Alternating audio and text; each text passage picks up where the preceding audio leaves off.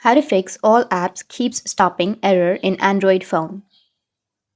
So if you want to fix all apps keeps stopping error in your Android phone, then what you need to do is you just need simply go with your settings. On your settings, you need to scroll down, go with the apps section. Under apps, you need to go with see all apps. And on see all apps, you need to scroll down and go with Google Play Services. Tap on Google Play Services. And under Google Play Services, go with storage and cache, go with clear cache, and go with clear storage. And it will take you to a next kind of interface. Now, here you need to go with clear all data. Once you've done that, now in the same way, you need to go with your settings also. So scroll down and tap on settings. Under settings, you need to go with storage and cache and go with clear cache and also clear storage. Once you've done this, now you need to go back and open up your Play Store.